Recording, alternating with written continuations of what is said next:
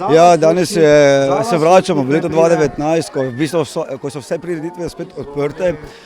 Iskrena hvala vsem, ki se trudijo, ki vlagajo svojo energijo, čas in predvsem veselje v to, kar pripravljamo za naše najmlajše. Obenem pa mislim, da se zimska pravljica letos spet vrača v vse to, kar smo nekako zastavili, od kulturnega, športnega do tega družabnega dogajanja. In veliko veselje in čast mi je, da smo nazaj. Po 2 letih omejenega družbenega življenja je vrnitev v stare Trilce precej še zalogaj. Nenazadnje v naslednjih dneh vse do novega leta se bo tu kar precej dogajalo.